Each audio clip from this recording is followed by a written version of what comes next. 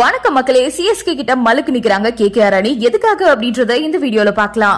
IPL 2025 season முடிஞ்சு 2 மாசம் ஆக போகுது. 18 வருஷ கால ஐபிஎல் வரலாற்றுல ஆர்சிபி அணியும் அவங்களுடைய முதல் கோப்பையை வாங்கிட்டாங்க. பஞ்சாப் 11 வருஷத்துக்கு அப்புறமா பிளே ஆஃப் சுற்றுக்கும் இறுதி போட்டிக்கும் போனாங்க. குஜராத், மும்பை, டெல்லி அணிகளும் சிறப்பா விளையாடி இருந்தாங்க. சன்ரைசர்ஸ் அணி கடைசி கட்ட போட்டியில அடுத்தடுத்த வெற்றிகளை குவிச்சு 6வது இடத்துல நிறைவு செஞ்சாங்க. சன்ரைசர்ஸ் ஹைதராபாத் அணியுடைய எழுச்சியால லக்னோ, கொல்கத்தா அணிகள் அடுத்தடுத்த இடங்களுக்கு தள்ளப்பட்டாங்க.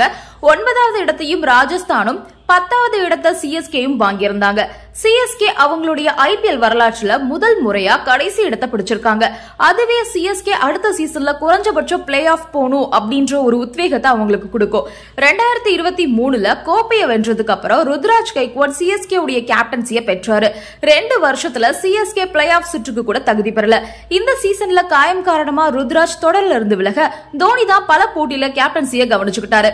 இந்த சூழ்நிலையில தோனி அடுத்த சீசன்ல விளையாடுவாரா இல்லையா அப்படின்றது உறுதியாகாத நிலையில சிஎஸ்கே ராஜஸ்தான் இடையே ட்ரேடிங் பேச்சுவார்த்தை நடப்பதாகவும் சிஎஸ்கே 1 இல்லனா 2 வீரர்களை கொடுத்துட்டு சஞ்சு சாம்சனை ட்ரேட் செய்ய இருப்பதாகவும் தகவல் வெளியாகி இருந்துச்சு.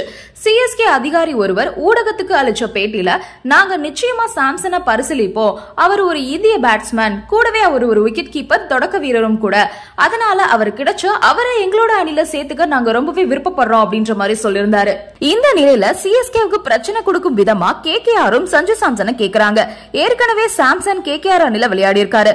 இவர் அணிக்குள்ள வந்த நேரம் கேகேஆர் கப்பு வாங்கினாங்க. ஆனா அந்த தொடர்ல சஞ்சு சாம்சன் ஆடல அப்படின்றது குறிப்பிடத்தக்கது. இப்போ சாம்சனை வாங்குறதுக்கு சிஎஸ்கே கூட போட்டி போடுறாங்க கேகேஆர். கேகேஆர் அணியை பொறுத்தவரை அந்த அணியில ஒரு நல்ல விக்கெட் கீப்பர் பேட்ஸ்மேன் கிடையாது. லாஸ்ட் சீசன்ல டிகாக்க எடுத்தாங்க. எதிர்பார்த்த அளவு பெர்ஃபார்ம் பண்ணல. அதே மாதிரி குர்பாஸ் இருக்காரு, அவர் சொல்லிக்கிற அளவுக்கு இல்ல. அதே மாதிரி கேப்டன்சில ரஹானேவும் சொதப்பிட்டாரு. அப்போ சிஎஸ்கேவுக்கு சாம்சனை விட்டு கொடுக்காம கேகேஆரும் சாம்சனை ட்ரேட் முறையில வாங்க ஆர்ஆர் கிட்ட பேச்சுவார்த்தை நடத்திட்டு வராங்களா. இந்த மாதிரி ஒரு சூழ்நிலையில சாம்சன் எந்த அணிக்கு போறாரு அப்படின்றது தெரியல. இந்த நேரத்துல சஞ்சு சாம்சன் சிஎஸ்கேவுக்கு தேவையா அப்படின்ற ஒரு கேள்வி எழுந்திருக்கு.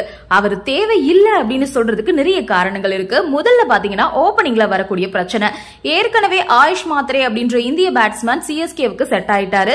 அவரும் அதிரடி பாணி வீரரா இருக்காரு, இளம் வீரர் வேற. இப்படி இருக்க ஆயுஷ் மாத்ரேயோட வெளிநாட்டு தொடக்க வீரர் ஒருத்தரை விளையாட வைக்கிறதா சிறந்த காம்பினேஷனா இருக்கும். சிஎஸ்கே கோப்பையை வென்ற ஆண்டுகள்ல ஓபனர் அதிக ரன்ஸ் அடிச்சிருக்காரு.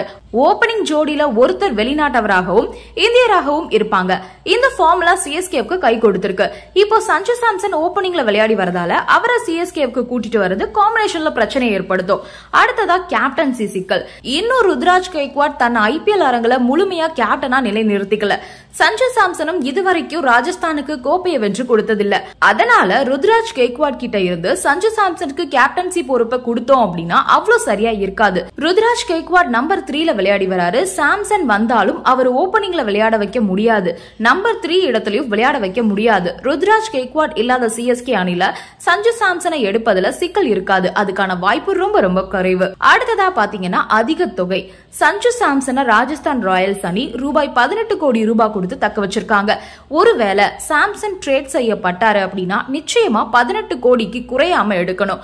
அது மட்டும் இல்லாம சஞ்சு சாம்சனை ட்ரேட் பண்றதுனால தூபே, அஸ்வின் மாதிரியான நட்சத்திர வீரர்களை கைமாற்றி விட வேண்டும். ஒருவேளை மினி ஏலத்துக்கு வந்தாலும் அதிக தொகைக்கு எடுக்க தான் போவாங்க.